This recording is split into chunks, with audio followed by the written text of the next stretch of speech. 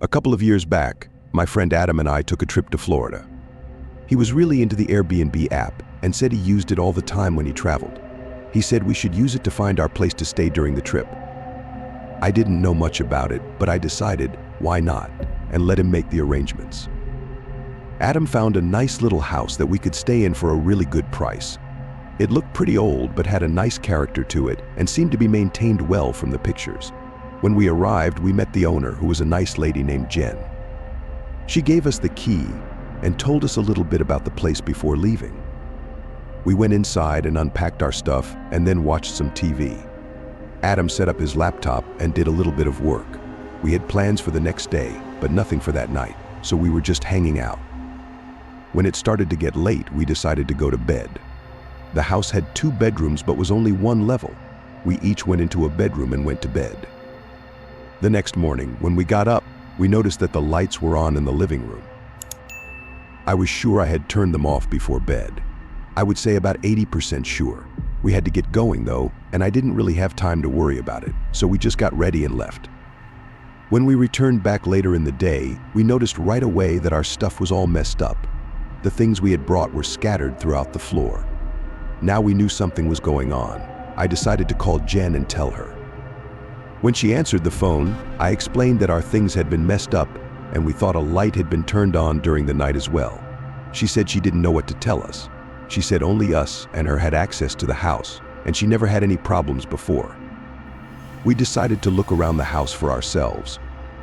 It wasn't a very big house, pretty much just a couple of bedrooms, a bathroom, a kitchen, and a living room. There were a few closets that we looked in as well, but we saw nothing. Then we noticed that the house had an attic. It was located at the end of the hallway near the bedrooms.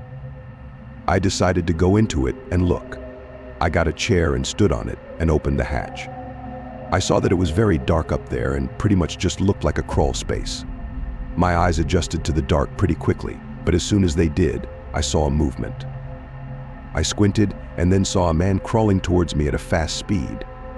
I quickly ducked out of the attic and shut the door. The man tried to open it, but I held it shut. Adam looked very surprised. I told him there was a man up there.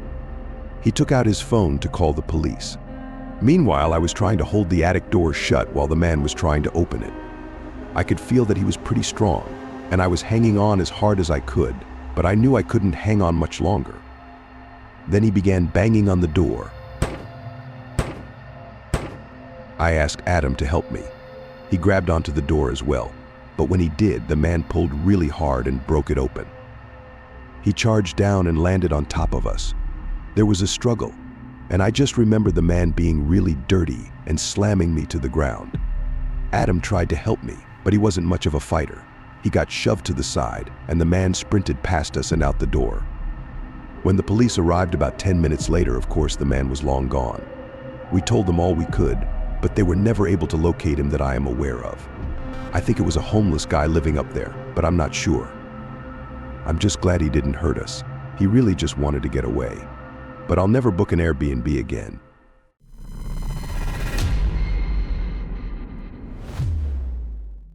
Last summer, me and 5 of my friends all went on a trip together. We are all women in our early 20s, and because there were so many of us, we got an Airbnb house that was very nice and had enough space to accommodate us all. It was a 3-bedroom house, so we still had to share bedrooms, but there would only be 2 of us in each room, which wasn't that bad. Upstairs had basically just 3 bedrooms and a bathroom. It was my friend Jessica and me in 1 bedroom, Carly and Taylor in the 2nd, and Alyssa and Brooke in the 3rd. The downstairs of the house had a large kitchen, living room, and a bedroom. It was a very open and modern house. We rented it on Airbnb from a man named Robert. He was said to own several large houses in the area and used them all as Airbnbs. We had the place rented for 5 days and were happy to see that it looked just like the photos when we got there. After we all arrived at the house, we hung out there for a while and then went to the city for the night. It was a great night and we had lots of fun. When we got back, we were all pretty tired and pretty much just went to our rooms and fell asleep.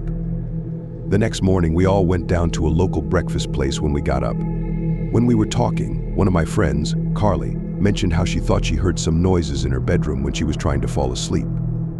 Our friend, Taylor, who is the other girl to sleep in that bedroom, said she fell asleep pretty quick, but did remember hearing the noises as well, but she thought that it was Carly. We talked and joked around about this for a while, that the house was haunted or somebody broke in. Carly maintained that she heard something but also laughed it off with the rest of us. That day was another fun one. We went back to the city as well as to some local parks and kept busy until late night again. We all arrived back on the second night at about midnight. Once again, we were pretty tired and went to our rooms to go to sleep. Each bedroom had 2 beds in it, and I got into mine and Jessica got into hers. We shut off the lights and tried to fall asleep. But just about a minute after the lights went out, I heard a noise. I ignored it at first, but then I heard it again. It sounded like something brushing against the floor. I couldn't quite tell where it was coming from, but I knew it was in the room. It was completely dark in there, but I knew it wasn't Jessica because I would have heard her get out of her bed. I sat up and asked her what the noise was. She replied that she wasn't sure and then let out a nervous laugh. We laid there silent for a couple of seconds. Everything remained quiet. After a few minutes, I laid back down and closed my eyes to try to get some sleep. But shortly after I did, I heard the noise once again. I really couldn't tell where it was coming from.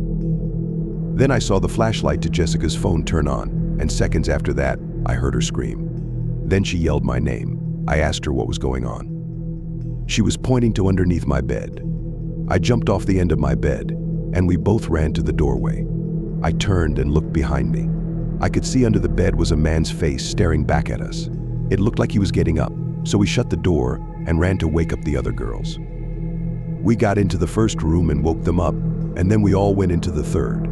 But once we were in there, we heard the door down the hall start to open. We decided not to go out and stay in the room and call the police. All 6 of us were in this bedroom, and we all wanted to leave, but we knew the man was still out there. We heard footsteps, and eventually there was a knock on our door. Taylor yelled that we had called the police and they were on their way. Then the man spoke. He started apologizing, saying there was a misunderstanding. He said that he was Robert and he owned the Airbnb and asked us just to let him in the room. We refused, and then we heard him walk away. A few minutes later, the police showed up. Robert was nowhere to be found. However, we were in his house, and we had the ad to show the police, so they had his information. We all went to a hotel for the rest of our trip, and Robert was found the next day. It creeps me out to think that Robert had been in the house spying on us, probably the whole time we were in there.